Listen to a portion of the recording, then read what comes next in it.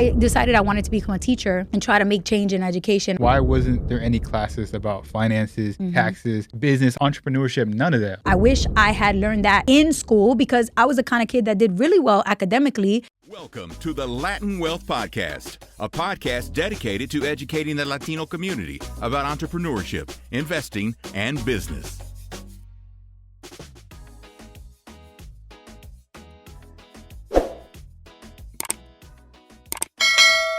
Yo, what's going on, Latin Wealth family? Welcome to another episode to the Latin Wealth Podcast. As you can see, we're back in the studio, and I'm super excited about today's conversation because, you know, when we're in the studio, we probably got another guest in the building, and we got another phenomenal guest.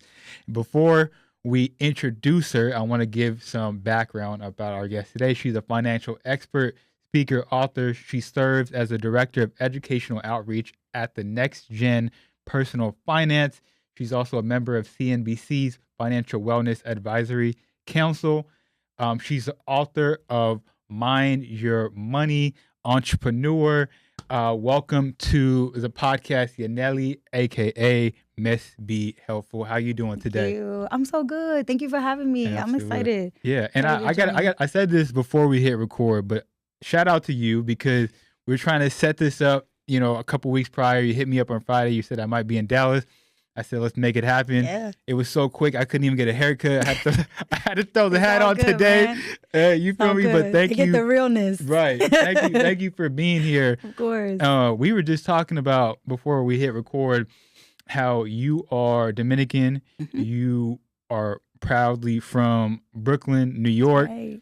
Raised in the family. I think it was 8 of you guys. 9. I have 8 siblings, so plus me is 9. 9. Okay. So was everybody born in New York? No, 2 or 3. Yeah, 3 of them were born in Dominican Republic, okay. And then the rest, the other 6 were born in New York. Yeah. Okay. And so talk to us about growing up in that household, New York City, both your parents, 9 of you guys in the same house. How big was the house? Was there enough room for everybody? Talk to us about growing up in that environment. Yeah, well, definitely we were really lucky because my dad and my uncle at the time who was here, they worked really, really, really hard. Like my dad slept on a cot in the kitchen of a tenement apartment in Soho back before it was Soho back in the day. And for those of you who shop in Soho now, you probably can't even picture it, but it used to be tenement apartments with immigrants stacked on top of each other. And my dad and my grandpa were 2 of those immigrants, right? And they used to just, clean the floors at restaurants and work unforgiving hours, unforgiving jobs. And with my uncle, my dad and him were able to scrape together enough to put a down payment on a crappy little house in Bushwick, which back in the day, nobody wanted to have anything to do with this neighborhood called Bushwick. It touches the border of Bed-Stuy. And, these are neighborhoods nobody wanted to be in. And after dark, it was really bad, a lot of crime, a lot of robberies, a lot of violence, guns. And so my dad was like, look, at least it's not going to be the projects. And he really wanted to, not raise us in the projects. He was afraid to have, all his sons. My dad has 9 kids, has 4 sons and 5 daughters. And he was just like, I already know that if I go to the projects, which a lot of my cousins and my aunts and uncles grew up in the projects, that he knew, a lot of the gang activity, a lot of the drugs in there. So he was like, I'm going to do whatever I have to do. And so him and my uncle together were able to get a house in Bushwick in the late 80s. The house was probably worth maybe $60,000 total. Wow. Today, those kind of homes are $2 million and up, right? Because of all the gentrification. But so, yeah, we grew up in, it's a 2-family home. Technically, the basement is not really finished. But, my brothers would sleep downstairs in the basement in one room together, and then all the girls slept in one bedroom together upstairs, and then my mom and dad had the other room. So it was a 2-bedroom apartment on the first floor, and the basement had a spare room where my brothers would sleep. So it was bunk beds, 2 bunk beds. So 1, 2, 3, 4 beds, right? All the girls stacked up. So it was 4 girls? 5 girls and 4 boys. Yeah, so I would sleep with one of my sisters, and the other ones had their own bed, and my brothers each had their beds downstairs, all bunk beds, and then my parents had their own room. And it was chaos. I mean, in the mornings, getting ready for school, oh my God, what a shit show. We would be fighting. And I remember banging on the door, I'm gonna be late, open the door. And then my 2 sisters would be in there curling their hair, putting their makeup on. In the 90s, they would put the black lip liner and all the dark makeup. So it was just a mess of chaos in the morning. And then, after school, we all kind of went to different schools. So like everybody would take the subway on their own. And, by the time we were like in middle school and high school, we all had to like kind of separated out to our own little friend cliques, friend groups. We all went to different schools. So I think that was like a big piece of it. I ended up going to school in Manhattan. I went to LaGuardia High School for art and performing arts. So I would take the subway with my friends and come back home. But my mom and dad, they did a good job of making sure like they were on top of us when it came to academics. Like they would check our report card, and if we didn't have good grades, they were on us. Like they would beat us. Like they were like, we don't care about this American way of life. Where we're from, we beat you if you don't listen, right? So there was a lot of that.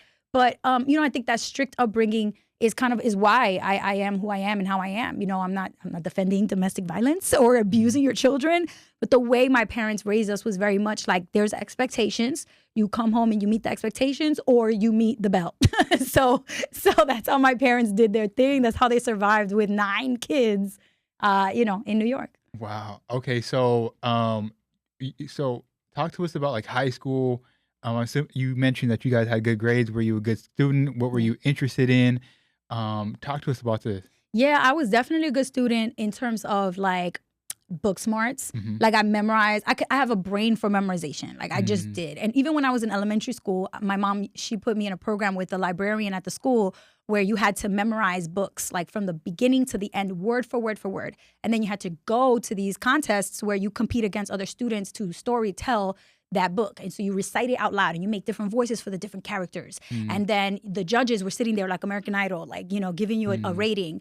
And then the winner would get a trophy and would go up to the state and compete at the state level competition. And so for every year between like 2nd grade and 5th grade, I won. Every single year. I would go to Albany, I would go to the state level, and I would win the state. I would come back with a trophy every year. So I've always had a passion for storytelling and memorization and like really showing that, I can keep the information up here and then regurgitate it, and also like bring it to life and do it in a fun and animated way. But yeah, when I got to high school, I feel like it was a lot of more like boring memorization, like I've memorized stuff for calculus and all these AP classes. I don't think I was really enjoying the learning, but I was always pretty good at it. Like I just was good at memorizing, good at math, good at reading and stuff like that, good test scores. But I think I wasn't necessarily what I would call like an intelligent person or like intellectual kind of person, because I didn't have the curiosity on my own to go read, to learn. I was only reading what I was being told I had to read. And it wasn't until college where I really actually discovered a love for learning and reading because I wanted to read, not because I was told that that's the homework assignment. And so you went to Brown University, right? Yeah, I did. And so talk to us about you getting into Brown. Did anybody else in your family? I think you mentioned that you were one of the few that went to college, if I'm not mistaken. When you went to college, what did you want to do? I mean, what was like? I mean, look, when I was in high school, I tell this story a couple times. What they did with us, they're like, they sat you down, they gave you a piece of paper. They're like, here's a bunch of different careers. What are you interested in? I'm like, none of them. Or I don't know. Right. I don't know, or none of them. Well, I just didn't know what I didn't know. I was like, none of these sound interesting, So what you end up doing is, I graduated high school in 2012. We had the internet and whatnot. So looking up like what are the most profitable jobs and whatnot. And I say that to say like, I'm not sure if that's the best way to do it. As a student, I think, I'm thinking as a kid, I'm thinking like money first. Right. But what was your mindset, right? I would actually say I'm impressed that you even did that, because I came from a family where my parents were just like, you are going to become a professional, convertirte en profesional. Like that was what my mom and my dad always said. They wanted us to be professional women, professional men, and having a career with a job that wasn't just like an hourly job. That was their dream for each of their children. But what is when you heard that, I would be like, what does that even mean? What does a professional mean? I think my mom made it clear that it was like doctor, lawyer, businesswoman, businessman, teacher, something, nurse, something that is a career that they could like be proud of, right? And like in the way that they saw it was like, you have a steady career, a good job, well-paying job, you have benefits, you go to the workplace every day. It's not like you didn't have to work like my dad worked, the types of jobs where you get your hands dirty every day. And my mom was like, you're not going to do that, right? So I think that in a way, it was good because she kind of pushed us to look for like professional careers, but it was bad because it was very limiting. In my mind, I was like, okay, so I could be a doctor, a lawyer, a businesswoman, a teacher, a nurse, like, and that's it. And it's like, I didn't realize that there's so much beyond that in terms of what you could do to make money. And so I thought it was more limiting than anything. And when I got to college, I didn't really know what I wanted to do, but I had spent so many years studying art because my middle school was focused on art. And my high school, you had to pick a major, and I was an art major. So I had just spent so many years making art that I was like, how am I just going to quit now? Like, it seems like such a waste, right? Yeah. And so I decided to major in art. I added a second major, which was history of art and architecture. And then I added a third major, which was urban studies. And, I thought I was going to work in like museum education or become like a curator or something with art. But I started interning at museums, and I was like, oh, hell no. This is the most boring freaking job. Sitting at a desk, picking up the phone all day, begging people for money because you got to fundraise to keep the museum open. And so I was like, bruh, is this it? Like, I have to literally pick up the phone every day and ask people for money to donate to the museum to keep it open. Then maybe once in a blue, there would be like a special exhibit where they would let me like do a tour with the families and kids. Like, that I loved. Like, oh yeah, I could be a tour guide all day. Wow. But that was only once in a while. So I just realized right away, okay, this is not for me. And so I had the degree, and I'm like, okay, I'm not going to use that. So I took a class my senior year that was the history of African-American education in the United States. And that opened my eyes to what is called the achievement gap, which is a wealth gap. Which is a racial achievement gap in this country between students who are predominantly Black and brown students achieving way behind their white counterparts. So we're talking about like kids in the 4th grade who actually cannot even read on a kindergarten reading level. And large majority of those kids are Black. And when you look at the kids who are reading on or above grade level, a large majority of those kids are white. And so you start to see this racial achievement gap, and you're like, what the heck is going on here? And even though I grew up going to really low income schools, Title I schools, all that, I just didn't know. I don't know. I never like faced the reality of like what is causing the achievement gap. And so I just, poured myself into the research around the disparities in terms of resources being given to public schools and how schools are zoned by zip code, which is basically tied to property taxes. So if you live in an area where the property has higher value, then of course the public schools are going to be great. Whereas when you go to neighborhoods like the one my dad bought a house in, you're going to see that the schools are not doing well. They're failing schools. So I decided I wanted to become a teacher and try to make change in education. I joined Teach for America, which is like a program that recruits fresh out of college students to train over the summer. It's basically like a super fast like crash course in how to teach. And then you become a teacher full-time right away. And so I started teaching 22, 23 years old, and I was in charge of 34 kids by myself all day in a classroom. Hardest thing I've ever done. Right. That's crazy. Yeah, you got to mature real quick. Right. 100%. Yeah, so what's interesting, this is definitely like, it seems like this is your opening to the financial space, right? But on the back end, I would love for you to talk about some of the credit card debt that you were racking up. So talk about that, and then also talk about, was there like a confliction in your mind where you are studying or you want to help kids and whatnot, but on the back end, maybe you're not necessarily taking care of your finances at this point? Talk to us about that mindset and like what even started you on the trajectory of the credit card debt. Yeah, I mean, it happened in college. I was very lucky because I got to college on a scholarship. So the scholarship program that I was part of is called the Sidney Frank Scholarship. If you Google Sidney Frank, he is the creator of Grey Goose vodka. So shout out to Grey Goose for paying for my college degree. Grey Goose. Yeah, so he was a college student at Brown. He dropped out because he wanted to pursue entrepreneurship, and he ended up, obviously becoming very successful with his companies. And so he established a scholarship fund called the Sidney Frank Scholars Program, that the poorest, like the lowest income of all the low income families, they would select a certain number, 8 or 12 of them, and their entire tuition would be paid by the scholarship fund that was created by Sidney Frank and his family. And so my family was one of the lowest income in my incoming year, which I graduated college in 2011. And so that was the cohort that I was in. But I got there luckily on a scholarship, so I didn't have to worry about tuition or room and board or meal plans. But there's a lot of other stuff that I wasn't really thinking about. I wasn't aware. My parents didn't go to college. I didn't really have a lot of exposure. So when I got there, I immediately just gave in to all the peer pressure. And I just started being like, oh, okay, I see what's up. In order to be cool, I got to get this, I got to get that. So I went and bought a MacBook, I bought a Coach bag, I bought UGG boots, anything that I saw other people who, on campus with, I would just go to the mall and get it and put it on a credit card. And it was very easy back then to get a student credit card on a college campus. Since then, it's been outlawed. Now, you can't actually recruit college students to sign up for credit cards on campuses anymore. That's illegal now. But they used to do it. But it used to be legal. They could give you a free slice of pizza in exchange for a credit card application. They could give you a T-shirt or a Frisbee if you sign up for a credit card application. And that's what happened to me. So I got a free T-shirt and gave them my social security number, my date of birth, to fill out the application. And I got a shiny plastic credit card in the mail 2 weeks later on my campus mailbox.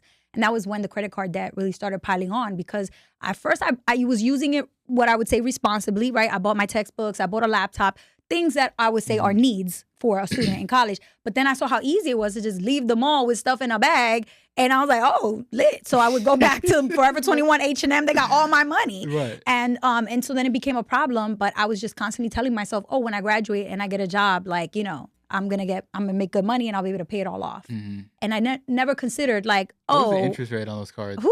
27, 26%. Yeah, because when you're a student, they give you the highest rates, higher than they give business credit cards, higher than they give people with poor credit, because there's no credit in your name. You're 18, 19. So they literally have no idea. They're just taking a massive risk lending to you. But because you're in college, there's a higher chance you're going to pay it back. So they still approve you.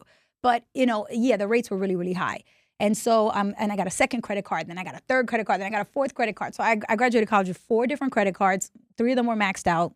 And I was making minimum payments thinking that, that was enough. And it wasn't. So I started reading books, learning about money. I started subscribing to different newsletters. Back then, everybody had a blog about money, because it was 2011 was only a couple years after the Great Recession. So everybody was talking about. And the book you read was Women in Finance? Women and Money. Susie Orman. That was the first money book I ever read. And I actually picked it up at a Dwayne Reed for my New Yorkers. Shout out to my New Yorkers. There's Dwayne Reeds on every corner in Manhattan. And it's kind of like a CVS, Walgreens, right? Mm-hmm. You walk in and convenience stuff and a pharmacy. And when I was going to go pay, they had a bunch of books there. And I just saw Women in Money. And a week before that, I had just been crying in my bedroom trying to figure out how the heck am I going to pay off all these credit cards. So I just picked up the book and I just started reading it. And I ended up buying it. It was a $9 book. And I always tell people it's the best $9 I ever spent, because she taught me how to get out of credit card debt, how to actually save money, how to look at my pay stub and understand the deductions on my paycheck, and start to invest in investment accounts. I started with retirement accounts, but eventually my own brokerage. So that to me was I wish I had learned that in school, because I was the kind of kid that did really well academically, but as many different classes as I took, none of them were ever about money and finance. So eventually, once I knew I didn't really want to be a teacher for very long, I was like, how am I going to make more impact? How am I going to affect more people and make sure that they don't make the mistakes I made? And it was clear to me that, it had to be finance, because that was the area that I messed up in. Even though I got all the opportunities and all the access and the Ivy League degree, I still messed up in that area. So I know other people are probably struggling with it. So that's why I decided, all right, boom, financial literacy is going to be it for me. So let me ask you this. Why do you think our education, and we'll get a lot more into the educational system, but why do you think us growing up, why wasn't there any classes about finances, taxes, business, entrepreneurship, none of that? Why is that? So back in the day, older folks who went to school here in the U.S. might remember that there was a class called home economics, home ec. Wow. Home ec was we're going to teach you how to budget. What year was this? Back in the 70s and 80s. So you would go to school and they would teach you home ec. Home economics was how to run your household in terms of the financial decisions you have to make, how to budget for groceries, how your mortgage was going to work, the interest on that, managing debt, things like that. So it was a crash course in managing your home and the finances of your home, but it wasn't really about wealth building. It was really just about managing the finances in the home. And also they would teach you how to cook. So you bake some cookies or something to learn how to cook, right? So you could run a home, right? Your household. And eventually they got rid of that, because there were so many things that America was falling behind. We're falling behind in math. We're falling behind in reading. It would be an embarrassment when you look at the stats across the world, how far down on the list America is when it comes to literacy rates and math achievement rates. So they took that out and put this in. They took that out, started throwing in things like STEM or STEAM. If you've heard of STEM, it's STEAM classes. they started to put in additional math classes, adding other, courses, right? History, civics, government, bio, chemistry, physics, right? But there's only so many spots in the day for classes that we can fill. So they had to get rid of something. So home economics was pushed out to the wayside. And then, a couple decades later, you now have an entire generation, multiple generations graduating with no knowledge of how money works. Crazy. Now, in 2008, what happened in the state of Utah was a state that had the highest bankruptcy rate of their residents living in Utah, the highest bankruptcy rate in 2008. And of course, the Great Recession happened, right? And so you got Occupy Wall Street going on. You got people complaining. Bankruptcies are through the roof. So the lawmakers in the state of Utah were like, all right, something's got to give. We have to do something. We have to start teaching people financial literacy again and money management. So they were the first state in America to require that every single student in high school, when they graduate high school in Utah, a public school, they have to take a semester course about personal finance and money management. And then slowly other states started to add it. And how many states are there now? So now there's 26 states. As we're having this conversation, there's a bill that are required to take a semester-long class, which is at least 18 weeks, if not more. But there's a bill right now currently sitting on the desk of the Kentucky governor. And the moment he signs that bill, that will become state number 27. And right after we finish this conversation, I'm heading to the airport because I got to fly to Austin to push HB 27, which is a bill here in Texas that will hopefully make Texas the next state as well. So within a few months after us having this chat, we're looking at 28, potentially maybe 28, 29 states. So, but right now, early March 2025, we're looking at 26 states. But that might not sound like a lot because it's only a little more than half. But when I started this work in 2018, there was only 5 states. And in 2020, when the pandemic hit, there was only 8 states. Wow. So the fact that from 2020, 8 states to 2025, 26 states, that's more than triple in just a couple of years, which means that this movement is on fire. Yeah. Okay. So, man, I have a lot of questions. So from 2008, there was only one. 2018. 2008, there was one, which is Utah. That's right. When was the next one? The next one was either Virginia or Alabama. Those were the early ones. I want to say like 2010, 2011. Yeah. So I think my question is, so you said 2018, 2019, 2020, there was only like 5? Between 5 and 8. Yep. So why such a slow jump or small jump, I should say, from 2008 to 2020, only 5? Yeah. I get it now. We can talk about from 2020 on. Yeah. But from that period, why was there only 5? It's really hard to change curriculum and what's being taught in schools, period.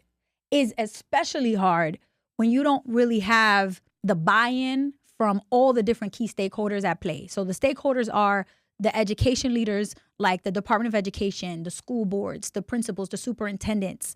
You got those people who are the ones, the head honchos making the big decisions about education. Then you have teachers and principals and students and parents, right? The community, the grassroots folks who are on the ground. Their voices have to also be heard, right? And then you also have the community groups, right? The bankers league, the credit union folks, the insurance the insurance agents. You have people like Habitat for Humanity and urban development organizations.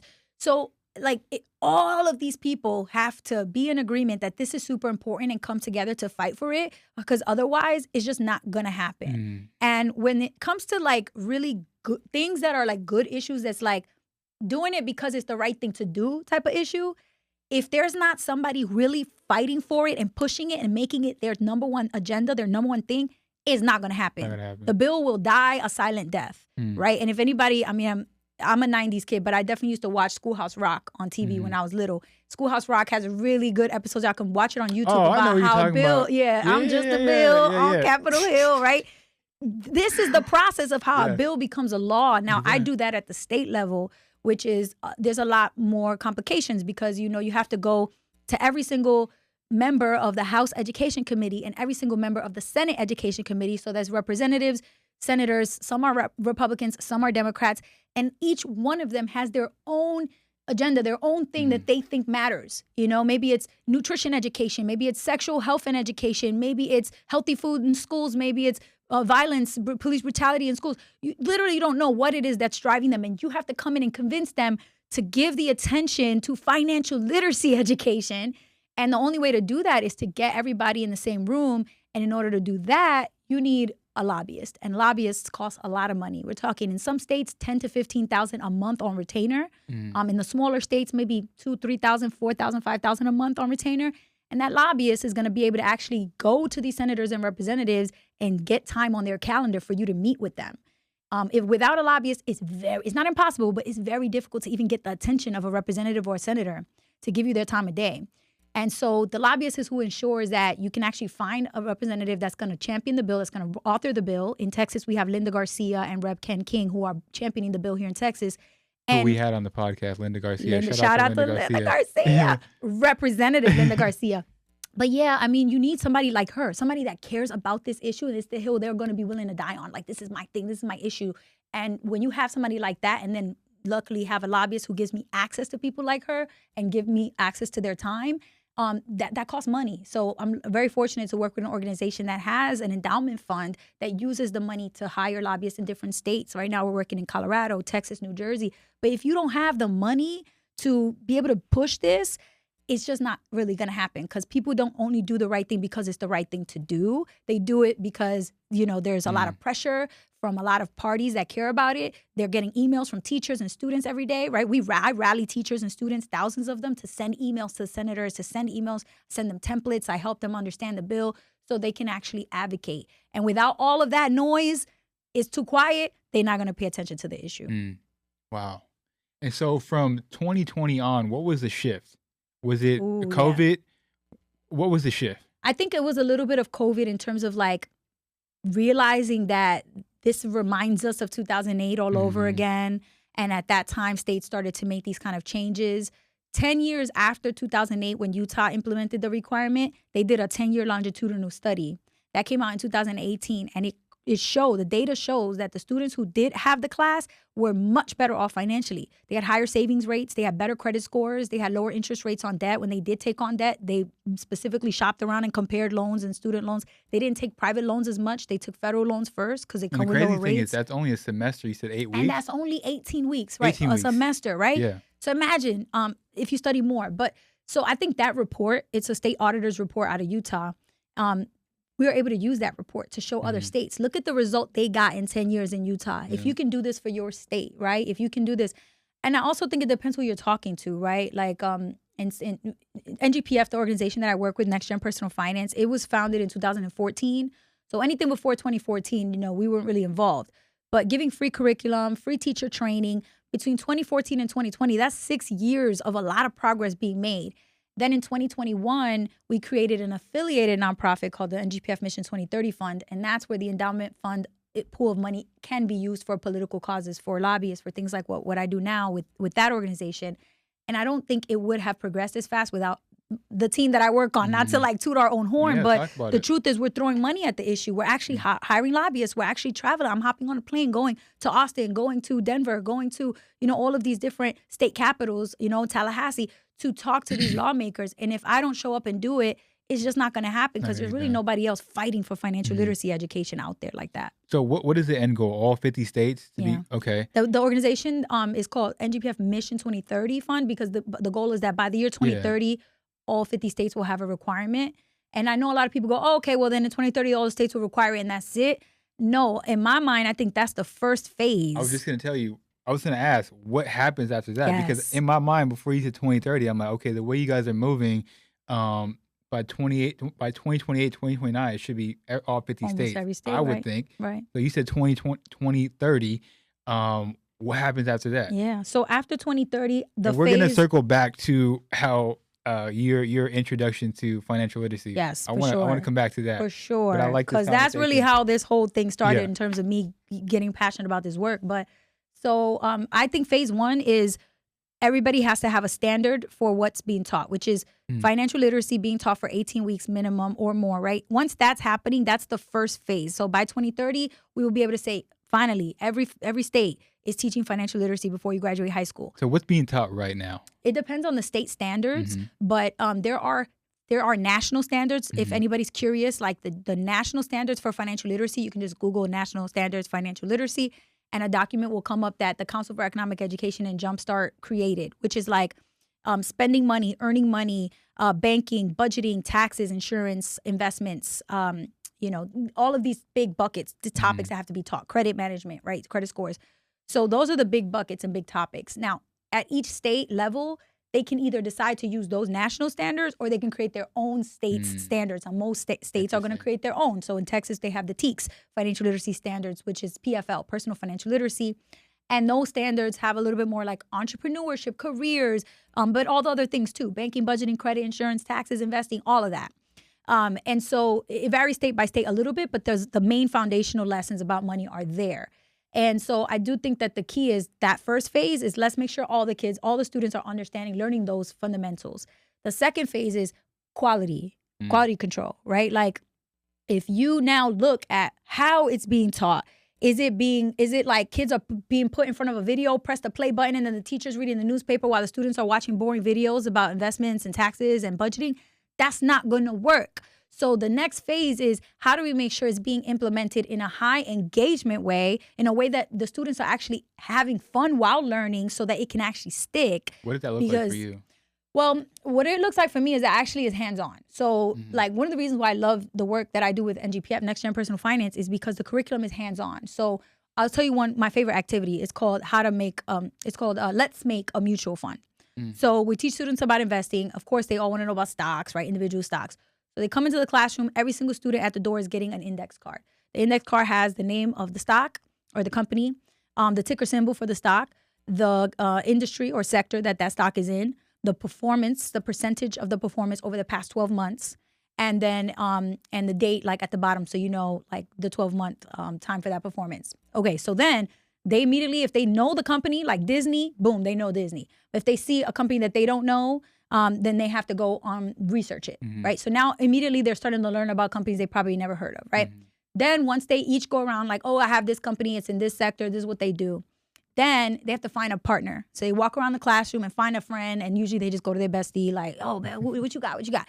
So it's like, you got Nike, I got Disney. Boom. Okay, let's put them together and add up the two performance of the two and divide by 2 to find the average performance of those two companies. So now we're going to, instead of buying one stock, you're going to diversify a little bit and buy 2. So now they do the math on that. And one of them is probably a little happy because they got a better average return with the other company. The other one's probably mad because it got lower, because that's how averages work. And they start to learn about averages. Then they find 2 other people and group up to make a team of 4. So that is a tiny little mutual fund. So now they learn, what is a mutual fund? Well, everybody in here is mutually funding this thing. Each of you are putting $100 in here, and that $400 is buying these 4 stocks. And so the performance of these 4, you add up the performance divided by 4 so you can get the average return over the past 12 months. And that's what each of you gets. So if you put in $100 and the average return is 8%, everybody's account balance went up to $108. They start to easily be able to understand this stuff. And then they get together with the whole class. So usually it's about 30 students in the class. They line up from the highest performing stock on one end of the classroom to the lowest performing stock at the other end of the classroom. And they go through and read the companies and the performance. And then the teacher tells them, you just created an index. This is the Dow Jones Industrial Index with 30 stocks in the index. And so then, through that experience, it's kind of like a game they play, and they're moving around the room. They're not just sitting at their seat, pressing play on a video, reading an article, answering questions, multiple choice. It's not like that. They're experiencing hands-on learning. And by the end of it, the teacher then tells them, let's find the average return of the whole class, all 30 stocks, right? So let's say the return of the Dow Jones is 9%. Everybody gets 9%. They all like, okay, well, we just 109. And the teacher goes, hold up. You think you got 9%, but I'm the mutual fund manager. And as the manager of the fund, I collect a fee for my services. So you got to give me 1%. So now you're down to 8, but now they're all mad now. Whoa, come on, miss, why are you taking the money? And then you have to explain to them, when you're investing, you have to pay fees, management fees.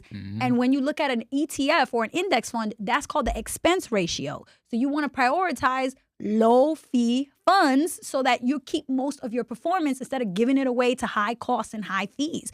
So just in that activity, they walk away understanding exchange traded funds, index funds, mutual funds, management fees, expense ratios, performance, ROI, like in the industries and sectors of the stock market, different companies that they probably never heard of in the stock market, all in a 45-minute class period with one game. So that's the kind of learning that this course, can be really powerful, like doing stuff like that. Absolutely. I love that because, look, you mentioned in school you were a good student and whatnot. I wasn't the best student. All I wanted to do was play basketball, go outside, run around and all that.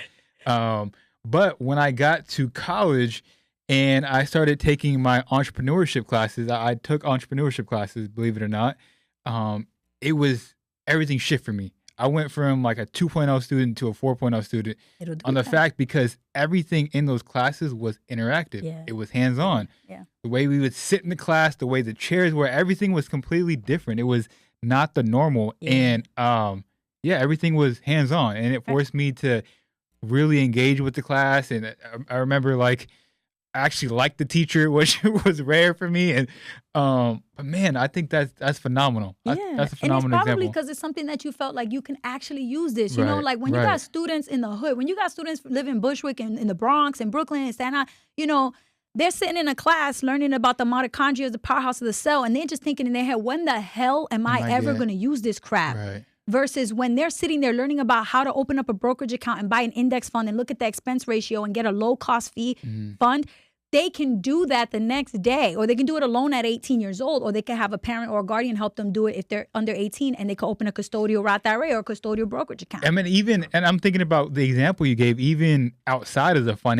financial lessons that they'll be learning, but like how to partner with people, how to communicate with people, how to talk to people, which are like real world examples or skill sets that you need to learn to be successful. Yes. So that's in the school system called soft skills. In the world of careers too, it's called soft skills versus hard skills where, you know, you actually sit down and learn how to calculate and how to draw a comparison chart, compare and contrast. Whereas the soft skills is creativity, communication, negotiation skills, right? That's the kind of stuff that you don't actually have a class on it, but those are the most important skills when it comes to being able to make money and to thrive and succeed in life. And so how do we get the teachers to teach at this level? Yeah. So NGPF, with all due respect, I know they have a hell of a job. Every time I come across teachers in Dallas, I talk to a lot of them and I'll ask them questions, and I'm like, you got the hardest job in America, damn near. Sure do. I know it for a fact because I was a teacher.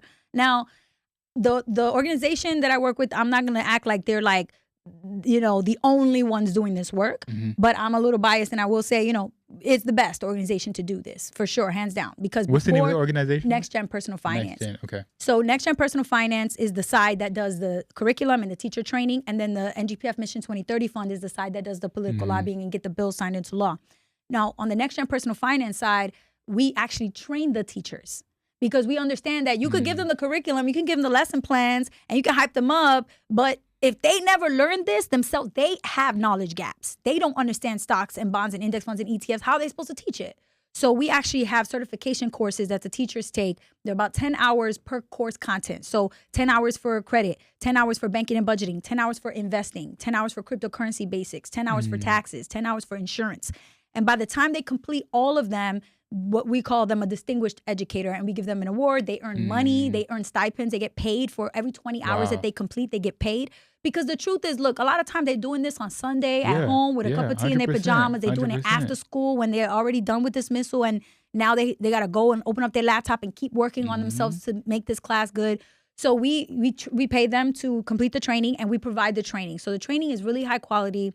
It used to be in person only, and then of course with COVID we had to pivot to do it online now. So we do Zoom classes. Sometimes it's 300, 400, 500 teachers in a class at once on Zoom with me, teaching them. You know, I teach investing, advanced investing, and crypto basics.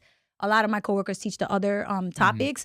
And then there's also 1 hour PDs, professional development sessions, that they can just log on any day after school, after they get home from work, 7 p.m., 8 p.m., 9 p.m. They can just jump on and do a 1 hour module to learn about like fintech apps, or to learn about Federal Reserve changing interest rates, or to learn about credit, the 5 factors of your credit score. Whatever it is, they have like, there's so many, and it's all free for teachers. The only thing is you can't access the answer keys and the tests for the curriculum. Obviously, we don't want these students to get their hands on that.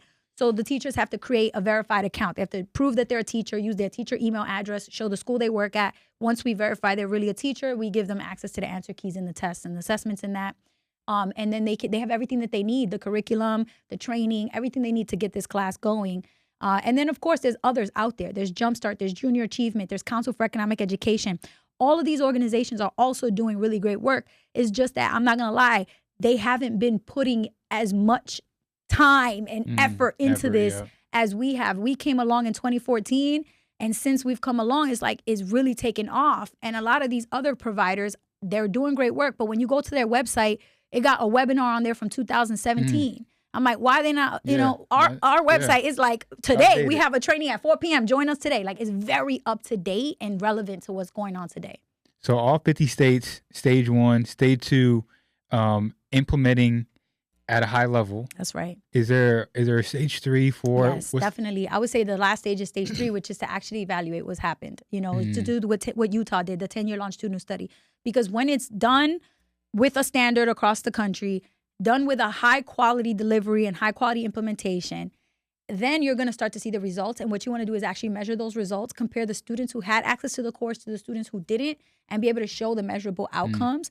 And then you can't deny that the course actually not only changes lives, because obviously the students are getting their lives changed, but they go ahead and then create this little ripple effect because they teach their parents, they teach their little brothers and sisters, they teach their friends, and the teachers themselves go like, hold up, this class is helping me with my finances. Like I went home and my husband and we did our budget together because of this class. And I logged into my 403B account and changed out of those high cost mutual funds and moved over to low cost index funds because I learned that because teaching this class helped me change my own finances. So once the data starts to show that, boom, there it is, phase 1, 2, and 3.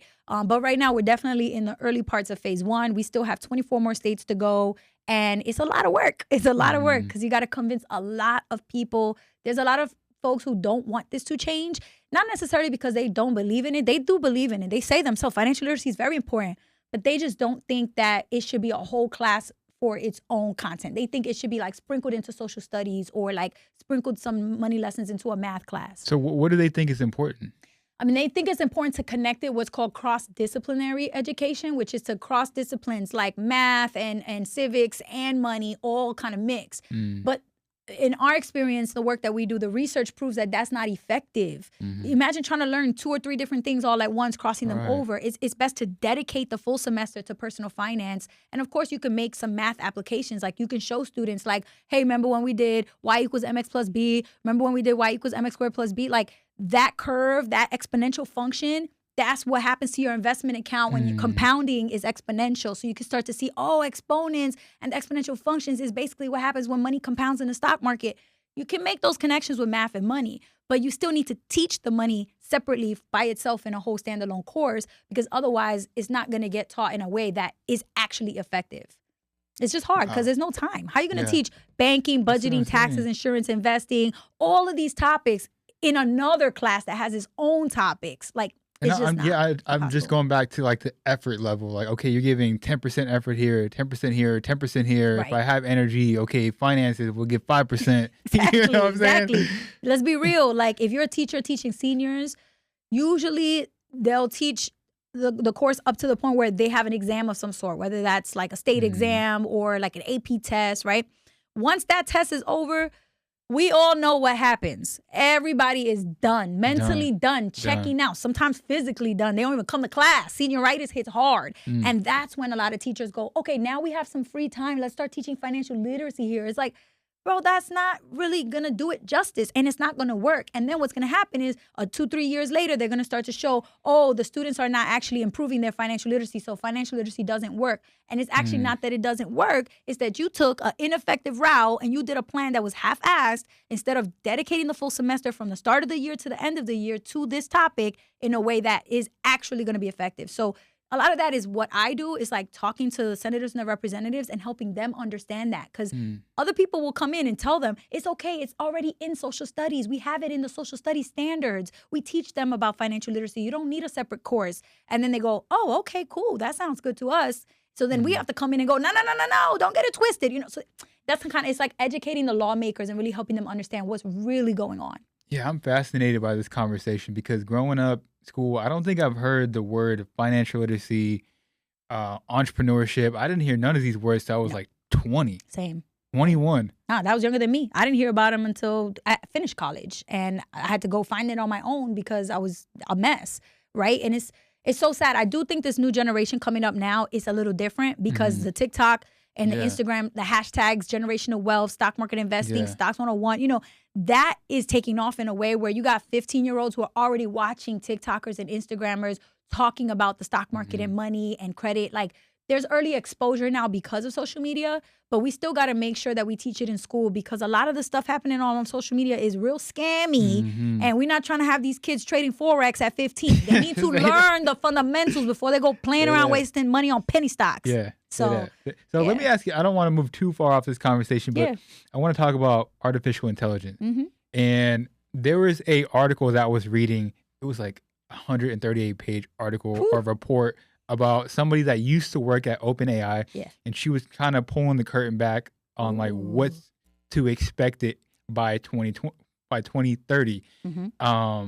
And look, they're talking about how some of these platforms are going to replace PhD students by 2030. Wow. And if you're talking about the exponential curve and whatnot, I think from 2020 to 2022, it was like a kindergartner elevating to a middle school student or something like that. Right.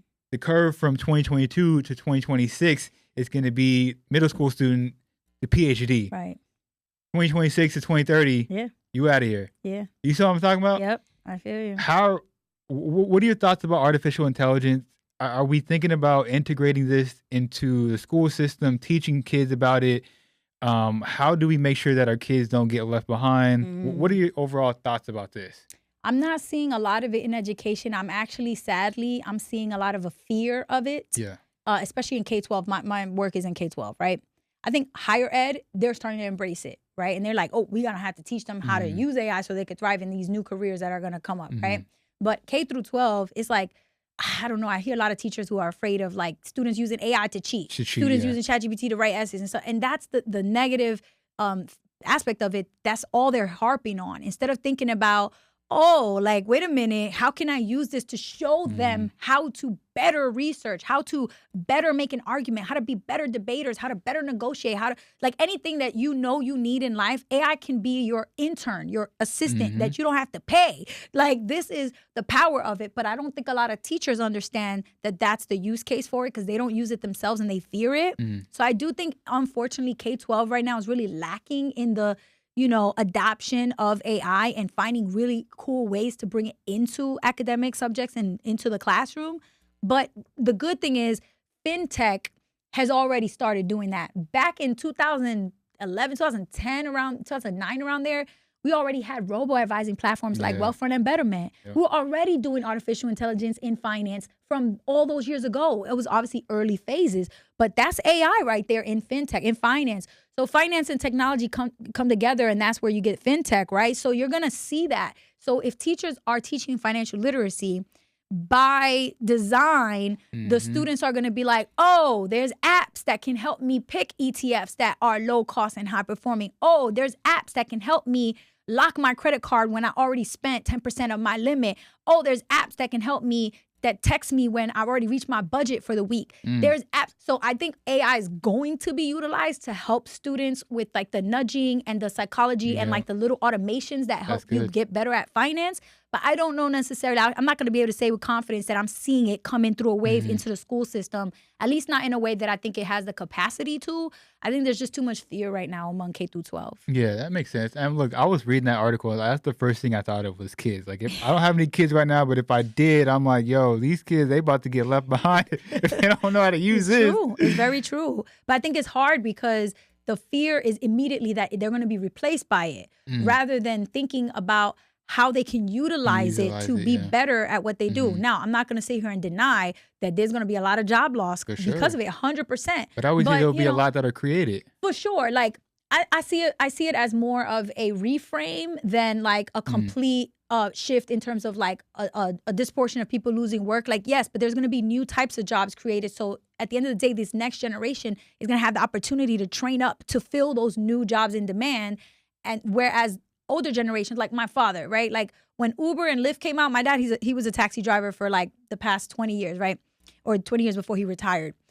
He was the old school taxis, the gypsy cabs in New York City, where you had to call the base and ask them for a taxi to come to your house, and they would give you a price right there on the phone, and then you would get the driver to come get you. So when Uber and Lyft came out, my dad was pissed. He was pissed off because all of the customers that would used to call the base were now tap in and getting Ubers without having to talk to anybody. And users love this because I don't have to call nobody. I don't have to, all that kind of stuff.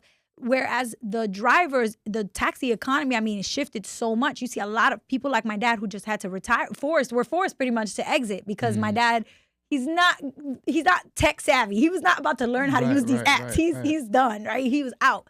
So I just see it as that. It's a shift. It's not that this stuff is going to go away. It's just going to look different. And for these younger generations, like, for sure, you have to embrace it because the way technology moves, once it's been discovered, it ain't going nowhere. We're not going back. We're not reversing back in terms of technology. Hell no. Like, now that everybody knows ChatGPT exists, you think anybody's going to say, ban ChatGPT? Maybe in China, but not here in the US. We're only going to become more reliant on it. And so that's why I do think that we need more people to study it, to get into it, to actually understand what are the jobs that it's creating, and also how to make sure that we're using it ethically and responsibly, and not only for bad, but also for good. So all of that creates opportunities, and I think we just have to frame it positively instead of like all this fear mongering. For sure. Let me ask you this: do you have any kids? No. So if you had a 5-year-old, a 10-year-old, let's just say a 15-year-old, what are you teaching them? Ooh, definitely financial literacy in the home, 100%. And I mean that. Are you bringing all three together and we're all learning the same thing, or it's like the 5-year-old you're learning this? I would say both. Okay. All three of them come together for the main things that have to happen as a household, because they're all going to see it at all ages, right? For example, budgeting for groceries. All right, y'all, we're about to go to the supermarket. We all going. And when we get there, we're going to try to hit this budget, right? Say $175. Right? So you're going to be in charge of this section. You're going to be in charge of that section. You're going to be in charge of this. We'll come together. Let's add it up. Are we under the $175 budget? If not, where can we improve? And who didn't do the best job, right? So like, for example, like, let's say you went and got eggs. Did you compare all the eggs available, the unit price and the quality, and look at everything? Because unit price by itself is a whole last lesson. Like, unit price in the supermarket, you can have two products side by side. Look at the unit price, because that's how you know if you're getting the best deal for a certain product. But most people, they just go and buy the brands they like, or they buy packaging they like. We're not teaching the actual financial aspect of grocery shopping. So I think that's one I would do with all the kids, right? Then the older child, the 15-year-old, is definitely getting their own lessons at least once a week, looking at a portfolio, whether that's their 529 plan or whether that's their a custodial Roth IRA if they work. But they're definitely getting an early investing education, because the earlier they start understanding that delayed gratification is everything when it comes to wealth, the more they have skin in the game. So when they're in college and they got an extra $20, they can either go buy soda or beer, or they could take that $20 and put it in their investment account and buy a couple shares or buy a fractional share. But they're not going to make that decision if you haven't instilled in them young. 100%. So for sure, the teenagers getting investment education, I think all of them should be earning money somehow. Like every kid should be earning their own money, because otherwise they don't have the value of earning $1, like the hard work it takes to make money. A lot of kids that I work with, and students, they just think the money just appears, right? Like, oh, I just asked my mom to give me the money. And it's like, where you think that money coming from? You think the Jordans just appeared because your mom just had the money? Like, so I do think they have to start earning money so they can understand, like, it takes forever to buy a pair of Jordans, to earn enough money to buy that pair of Jordans. So when you go asking mom for the money and she says, I don't have it, it's not because she don't love you. It's not because she doesn't care what you want. It's because that money has to be earned. And you know how hard it is because you've worked hours and hours to earn your little $100. Now imagine $200, $300. So I think those lessons, they can't just be taught by like, money don't grow on trees. Money, no, it has to be taught by them experiencing it themselves. So let's just say there's a young Latina out there who, and we see this a lot, single mother, she's pregnant. How can she set up her child up for success? Right? She's single. She's about to have a baby. She's aware. Maybe she's on social media. She's aware of like, yo, there's people out there that are investing.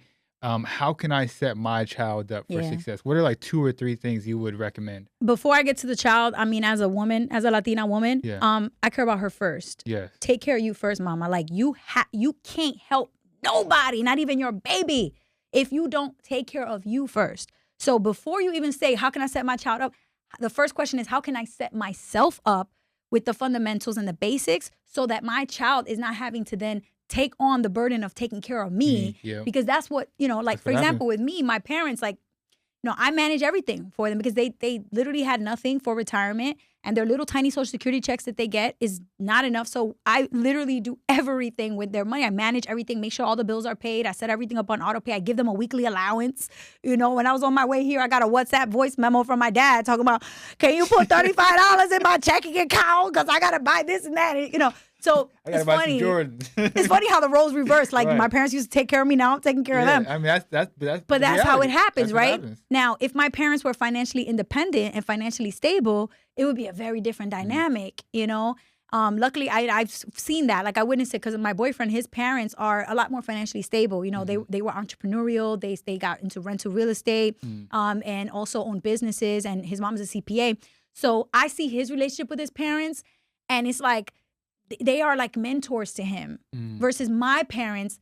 I have to take care of them, right? So I don't want you to recreate that. If you're a single mom right there, you're pregnant right now, Latina listening to this, you don't want to be the kind of parent that my parents were to me, not that they did a bad job. They just didn't have really many choices or opportunities. You want to be the kind of parent that is a mentor to your daughter, to your son, right? So the best way to do that is to set yourself up. You need to make sure that you have the right type of bank accounts. If you are not getting 4% right now, on your savings, you number one, you need to change your savings account. That right there, we're talking about creating hundreds or thousands of extra dollars a year just off the interest you're earning on your savings that's sitting there. And if you don't have any savings, you need to have some savings, because now that you have a child coming in, emergencies happen, and when it rains, it pours. So this bad thing happens one after the next. You need savings, a couple months of savings set aside in a high yield savings account. And then you actually want to start investing. And the first thing you want to invest for is your own retirement, because the worst thing that you can do is put that burden on your kids to have to take care of you when you're in retirement. You want to be able to afford your own medical bills. You want to be able to afford whatever you need, your own care. So retirement account, whether that's through your job, whether that's a Roth IRA, you got to start with retirement. And then the next thing is obviously looking at your debt situation. Do you have a lot of debt, and what's your credit score situation looking like? Do a couple tips, tricks, and hacks to boost your credit score, renegotiate interest rates or debts, move things around if you need to, consolidate or refinance so you can get out of debt a little bit faster and pay less in interest fees. Then once you set yourself up, okay, now you can go ahead and go, all right, time for me looking for my baby. First thing, once you get the Social Security number for your child, assuming that you're in the United States, we're listening to this, you want to set up their investment account right away. You decide if you want to do a brokerage account for a custodial brokerage account, which means that they can use the money for anything like a business, buying a house, whatever they want, or a 529 plan, which is specifically for educational costs and expenses. But there's a new law called Security 2.0 that went into effect that says you can roll over any money that you don't end up using for education up to $30,000 into a Roth IRA. So I don't want you to be like, oh, but what if they don't go to college? That's all right. You still can put it into a Roth IRA. So if you even think they might want to, have some school spending, 529 is a great place to start. So I have 10 nieces and nephews, and I make sure my siblings open them 529 accounts. I'm on them because, I don't have kids of my own. That's the game plan. That's the roadmap. If you have kids, is to do that. And then, of course, you could set up regular bank accounts for them. But I honestly would focus more on the investments for kids, because bank accounts don't really change. They don't grow. You're not going to see the money growing, versus the investment account really teaches you how wealth building works. And you can see the impact in a few years that you won't really see in a savings account. Love that. That's beautiful. So let me ask you this about your parents. You mentioned that your relationship with your parents, it's almost like when it comes to finances and whatnot, you're taking care of them. Yeah. You see your boyfriend, it's more of like a collaboration and mentorship. Do your parents ever feel some type of way for putting you in that position? You know what? I've talked, my mom, she's so quick to, perfect example. I told my mom a couple years ago I'm going to therapy, right? And it wasn't necessarily because, people think therapy is something wrong with you or whatever. ¿Qué te pasa? Right. And the first thing she said, "What were you gonna tell them? Are you gonna tell them how bad I raised you or something like that?" You know what I'm saying? It's that mindset. It's like, no, Mom, not even, right? That's so accurate. Because they immediately think it's something that they did wrong. Yeah. They center themselves. Right. I think that's just a byproduct of how they were raised. a lot of times it's in our culture, like all the different Latina cultures. Like it's a very prideful culture, right? Especially the men more so with the machismo, right? But it's even women, you know, and Latina women tend to be the rock of the household. Even though generally the men go out and earn the money, the woman is the one running the household, cooking the meals, making sure you're doing what you're supposed to do, and buying the groceries and all the things. So it's a prideful culture that we have. So as soon as you start saying something about you, they don't hear the about you. They just hear what you're saying and make it about them. Oh, so what did I not do? Well, you're critiquing me. And it's so true with everything, right? So I do think that it's because this is a little bit more of a shift in cultures. So American culture is more individualistic and land culture is a lot more collectivist. So with the collective, it's our family. We share everything. We do things together. We help each other out. You know, what you got, I got, you share, right? Versus individualistic culture, American culture is like, oh no, like you do for yourself, I do for myself. Like, you know, pull yourself up. And so I think that's the shift. It's like, Ma, this is not about you. This is a little bit more of like the American style individualistic thing where I'm trying to better myself. And a way to do that is to focus on my mental health, my mental clarity, my knowledge, my education. I'm taking courses, I'm exercising, I'm eating right, I'm drinking water, I'm going to therapy because I want to better myself. It's not a critique of you or Bobby or anyone else. It's just me trying to figure out ways to pour into myself and be better, right? And to me, I think sometimes that conversation has to have, obviously from a place of love. You never want to like, you know, be hurtful to your parents on purpose. But sometimes I don't think they understand that cultural shift because they identify more with their culture versus us raised in America. We identify a little more with the Americanized version of being Latin. That's good. I love that. I want to quickly circle back. We've been going for a little bit. I want to circle back to your introduction to financial literacy, and it seems like you're wanting to teach, right? Yeah. And so I want to highlight YouTube and creating content. Yeah. You posted your first video on YouTube about 9 years ago. Ooh, yeah. It did pretty well. I mean, over time, it did pretty well. But I was watching it and it was so interesting because I want you to talk about the perspective and the mindset of you just to start, right? I was watching it. You watched your first video to your most recent one. I'm talking about night and day. It's for real. But shout out to you for the name of the video is, get your credit score free today. Just talk about the mindset of you starting and wanting to teach. You just put yourself out there. You didn't have everything perfect. You weren't in a fancy studio or nothing like that, but you started. Yeah. Honestly, I think you got to know yourself. I know this about myself that is a very bad thing, and I've been working so hard to try to change it. And I've changed now that I'm older, but when I was at that age in my 20s and even before that, I was not intrinsically motivated. I was very much extrinsically motivated. So if the person I had a crush on was in the gym, okay, well then I'm gonna go to the gym. I didn't go to the gym because I want to go to the gym. I went to the gym because my crush is at the gym, right? If my professor tells me that this is what I can do to get an A, oh, well then I'm gonna do it because my professor said that if I do this, I'm gonna get an A, not because I want to do this to get an A for myself. So that was kind of what made me start YouTube, which I guess is the blessing and a curse, right? It wasn't necessarily intrinsic. Everybody around me was telling me, girl, you need to get on YouTube. What are you doing? You're great for storytelling, for all these talents that you have, and teaching. You can combine the financial stuff that you know and teach it and make videos. And so I was like, you know what? Okay, fine, right? Like I had a long weekend. That weekend it was like in July, over like right before 4th of July weekend. And so I decided, you know what? This is the weekend. I got nothing going on. I'm at home. There's no excuse, right? So I opened up my MacBook and I went to Photo Booth, which is the app that comes on the MacBook, right? Yeah. And I started and I just hit record right there. I didn't have a microphone. I didn't have a setup. I didn't have nothing. Like I was like, we making a video on this MacBook with the preset like feature, right? And so I just started making a video. I didn't have a script or anything. I was just like, this is what I want to do. And I was so freaking nervous. Like, you can tell I was nervous because I was speaking like if I was a professor. And I was like, these are the 5 factors that I want to teach you because it's so important.